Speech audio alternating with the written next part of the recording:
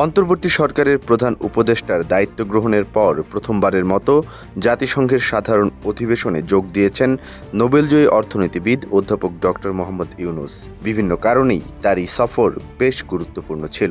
এই সফরে ডক্টর ইউনূস বিভিন্ন দেশ ও আন্তর্জাতিক সংস্থার প্রধানদের সঙ্গে বেশ কয়েকটি বৈঠক করেছেন।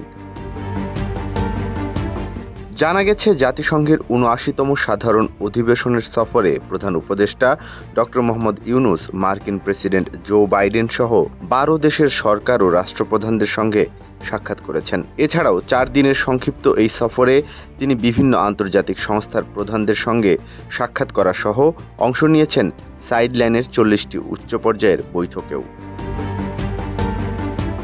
আন্তর্জাতিক সম্পর্ক বিশ্লেষকরা বলছেন, প্রধান উপদেষ্টার এই সফর অর্থনৈতিক সংস্কারে আন্তর্জাতিক সম্প্রদায়ের প্রতিশ্রুতি সহ নানা কারণে বেশ গুরুত্বপূর্ণ। এই সফরের মাধ্যমে আন্তর্জাতিক সম্প্রদায়ের কাছে দেশের বাস্তব চিত্র তুলে ধরা গেছে। কেউ না বুঝলেও আমরা আপনার প্রয়োজন বুঝি, আর তাই তো অত্যাধুনিক ফিচার সম্বলিত বিভিন্ন সাইজ আর কালারের ২৫০টিরও বেশি ডিজাইন অপশন নিয়ে ওয়ালটন স্মার্ট ফ্রিজ বোঝে আপনার প্রয়োজন।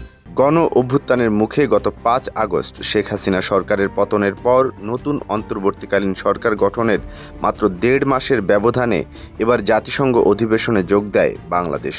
এই অধিবেশনে বিশ্বব্যাংকের প্রেসিডেন্ট, IMF-এর প্রেসিডেন্ট সহ অধ্যাপক ইউনূস অংশ নিয়েছেন জাতিসংঘের সাধারণ পরিষদ সহ ৪০টি উচ্চ পর্যায়ের বৈঠকে, যেগুলো বাংলাদেশের জাতীয় স্বার্থ রক্ষায় ছিল খুবই গুরুত্বপূর্ণ।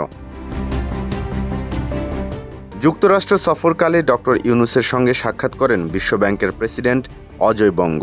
জাতিসংঘ সদর দপ্তরে জাতিসংঘ সাধারণ পরিষদের সাইডলাইনে অনুষ্ঠিত এই বৈঠকে বাংলাদেশের অন্তর্বর্তীকালীন সরকারের নেওয়া সংস্কারমূলক কাজের জন্য বিশ্বব্যাংক অধ্যাপক ইউনূসের সরকারকে $৩.৫ বিলিয়ন সহায়তার আশ্বাস দিয়েছে। শুধু অর্থনৈতিক সহায়তায় নয়, ডক্টর ইউনূসের এই সফর খুলে দিয়েছে আরও একটি সম্ভাবনার দুয়ার। ডক্টর ইউনূসের সঙ্গে বৈঠক হয়েছে যুক্তরাষ্ট্রের পররাষ্ট্রমন্ত্রী অ্যান্টনি ব্লিংকেনের। অ্যান্টনি ব্লিংকেনের সাথে বৈঠকে দুই দেশের মধ্যে অর্থনৈতিক সহযোগিতা ও বাংলাদেশ থেকে পাচার হওয়া অর্থ পুনরুদ্ধারের বিষয়ে দীর্ঘ আলোচনা হয়েছে। এতে বাংলাদেশ থেকে পাচার হওয়া অর্থ ফেরত আনার ক্ষেত্রে যুক্তরাষ্ট্র বাংলাদেশকে সহযোগিতা করবে বলেও জানিয়েছে। এদিকে জাতিসংঘের সাধারণ অধিবেশনের ভাষণে বাংলাদেশের প্রধান উপদেষ্টা অধ্যাপক মোহাম্মদ ইউনূস অবৈধ অর্থের প্রবাহ এবং উন্নয়নশীল দেশগুলোর থেকে সম্পদের পাচার বন্ধ করার বিষয়ে জোর দেন। এ সময় তিনি বিশ্বব্যাপী পাচার হওয়া অর্থ নিজ নিজ দেশের ফিরিয়ে দেওয়ার ব্যাপারে আন্তর্জাতিক সহযোগিতাও কামনা করেন।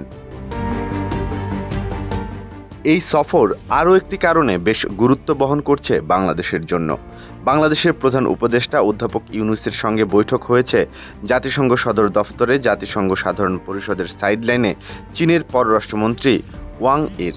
বৈঠকে বাংলাদেশের সাথে অর্থনৈতিক সম্পর্ক আরও গভীর করার ঘোষণা দিয়েছে চীন।